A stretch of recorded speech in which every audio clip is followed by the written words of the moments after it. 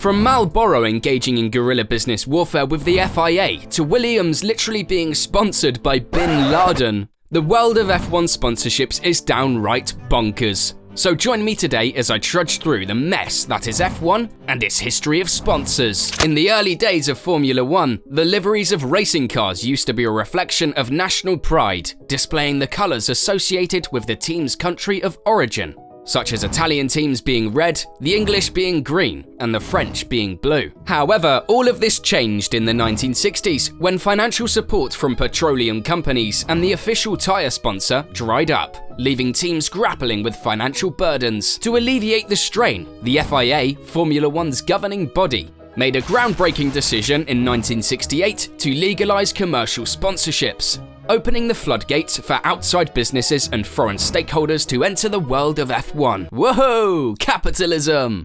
The Monaco Grand Prix of 1968 marked a turning point when Lotus unveiled the first ever sponsor-driven livery. Their red, white and gold livery, sponsored by Imperial Tobacco's gold leaf, broke away from the traditional minimalist designs and set a new precedent. Other teams quickly followed suit. So in the 70s and 80s, cigarette companies proudly slapped their brand logos on F1 cars and drivers' uniforms. McLaren and Marlboro made for one hell of a pairing, especially in the 1980s under Ron Dennis, while Camel really strutted its stuff with Benetton. It was a match made in marketing heaven, as Barry Gill, the CEO of Championship Sports Specialists Limited, explained F1 had it all. Glamour, worldwide TV coverage, races in exotic lands, and drivers from all corners of the globe. With millions of viewers tuning in, it was a macho, exciting, and colourful spectacle.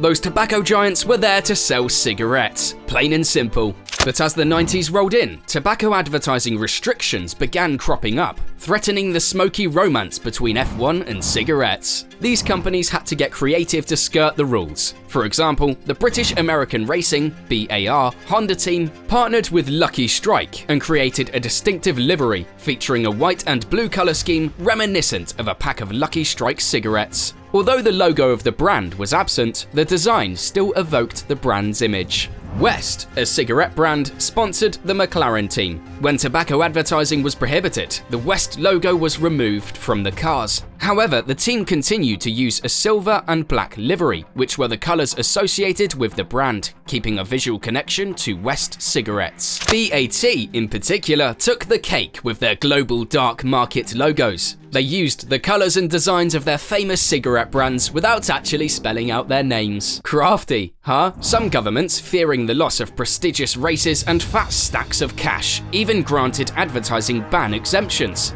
They didn't want the F1 party to stop.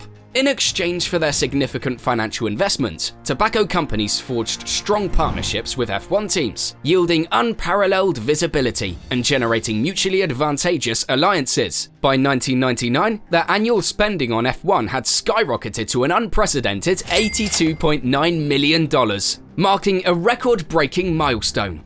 Yeah, F1 really is all about breaking records that never needed to be beaten.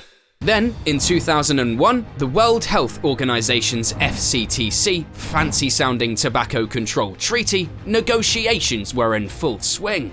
And the International Automobile Federation, FIA, couldn't ignore the tobacco smoke signals any longer. They huddled together and voted to ban tobacco advertising in F1.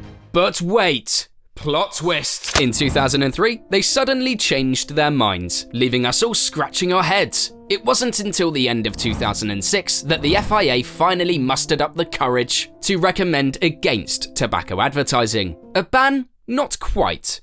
In 2010, Ferrari, the last team with a tobacco sponsor, found themselves in hot water. They were accused of using sneaky subliminal advertising with their barcodes that magically blurred into the Marlboro logo when the car sped around the track. So eventually, in 2010, Ferrari officially discontinued the Marlboro barcode design following continuous complaints from the FIA. But in 2018, during the Japanese Grand Prix, F1 fans noticed a mysterious foreign sponsor on the Ferrari chassis, Mission Winnow.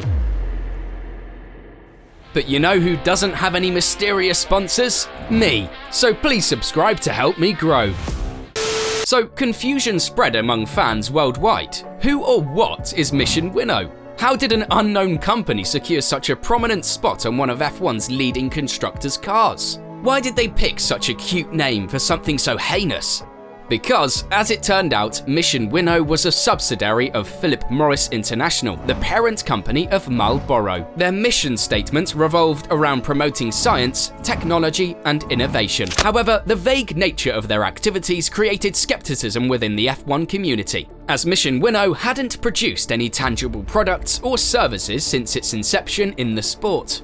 Consequently, the controversy brought attention back to Philip Morris International and the tobacco industry. Both Mission Winnow and the barcode livery were examples of smokescreen marketing, a tactic used to generate publicity by using one medium to divert attention to another without underlying intention. This strategy often leads to unintended controversies. Yet, for tobacco companies already making fortunes from cancer-causing products, perhaps the notion of bad publicity holds little weight. One notable scandal involved the energy drink company Rich Energy, which sponsored the American F1 team Haas. Haas, a relatively new entrant to the sport, has always faced budget constraints that hindered its performance. In 2019, Haas had a budget of $173 million, significantly lower than top teams like Mercedes and Red Bull, who had budgets of $484 and $463 million respectively.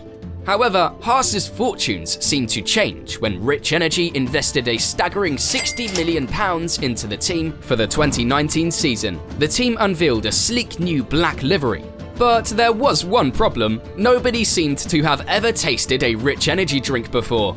The legitimacy of the company was called into question, and when CEO William Storey was asked about it, he responded with a touch of sarcasm, comparing doubts about his company to conspiracy theories like the moon landing or Elvis being alive. Haas team principal Gunther Steiner stated that they did what they needed to do and their legal advisors were satisfied with the sponsorship. The controversy deepened when leaked bank statements revealed that Rich Energy had a mere £581 in their account. This is especially funny when you consider what the name of the company is. To make matters more bizarre, on June 10, 2019, Storey abruptly terminated Rich Energy's contract with Haas through a Twitter post, without informing Haas or other employees of the energy drink company. This action triggered an internal conflict within Rich Energy, leading to Storey's removal from the company due to his rogue behavior. Questions surrounding Rich Energy and its sponsorship of Haas remained unanswered. How did this mysterious energy drink company secure such a significant investment? How did a company sponsoring an F1 team have less than $800 in their bank account? Why did Storey abruptly terminate the contract? These questions may forever remain a mystery. In what was another fascinating twist of Formula One history, the presence of seemingly innocuous Bin Laden stickers on the side of the Williams FW07 sparked a wave of curiosity and speculation, especially in the aftermath of the tragic events of 9/11. Internet sleuths flocked to F1 forums, determined to uncover any potential link between the Williams team and the notorious terrorist Osama bin Laden. Yeah, I'm not even kidding, this actually happened in Formula One. While the logos did indeed reference the Bin Laden family, their association with the stickers had nothing to do with the infamous Osama himself. Instead, the stickers served as advertisements for the Saudi Bin Laden Group, a prominent construction company led by the sons of the group's founder, Mohammed bin Laden.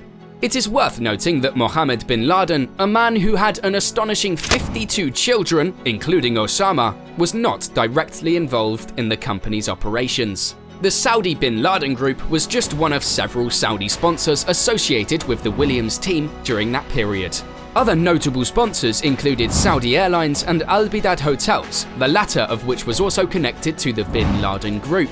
While these affiliations raised eyebrows and fueled speculation, it is important to emphasize that Osama bin Laden himself had no involvement with the company or its sponsorship of the Williams team.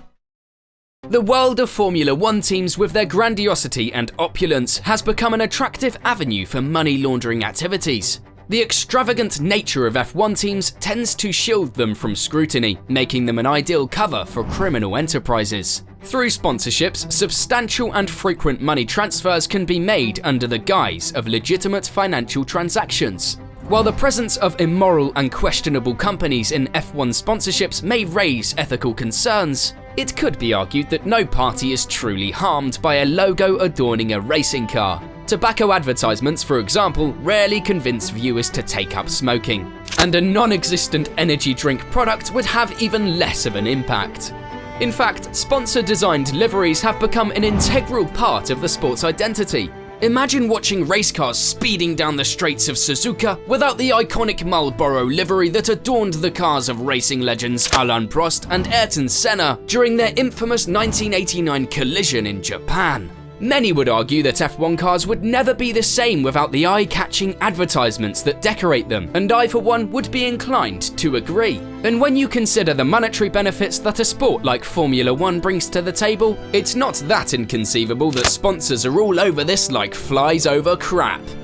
For the calendar year of 2022, Formula 1 raked in a staggering $2.573 billion in total revenues, a significant leap from the $2.136 billion earned in 2021. But what truly raises eyebrows are the mind-boggling profits. Despite suffering corporate losses of $66 million, Formula 1's operating income, aka the real deal profit, soared to a remarkable $173 million. Marking a jaw-dropping 333% increase compared to the $40 million recorded in 2021. How did this happen, you ask? Brands seeking to reach either global or regional audiences find themselves attaching their names to liveries of these high-speed machines, either for the entire season or specific races. With the sport's surging popularity in America, more brands are flocking to seize the opportunity. Heineken, for instance, has secured the prestigious presenting sponsorship for the Las Vegas Grand Prix, which has garnered unprecedented interest as a thrilling night race scheduled for November. Among the major brands aligning themselves with Formula 1 racing series are Salesforce, DHL, Rolex, Aramco, AWS, MSC Cruises, Qatar Airways, Liquimoli, Oracle, and many more. These illustrious names contribute to the sport's allure and form an integral part of its sponsorship landscape, and I doubt it'll be going away anytime soon. So, moral of the story, while sponsors may be shady and sometimes downright criminal, they make teams money, and that means the sneaky business isn't likely to go away anytime soon. Yeah, you can talk about nostalgia and everything, but that does not change or even justify what could be going on behind closed doors in the world of Formula 1. F1 is a sport from the rich, for the rich, and it's unlikely that will ever change in the near future. Remember to subscribe so I can keep creating more F1 content for you guys. And make sure to watch my latest video on how Max Verstappen's driving style evolved. See you all there.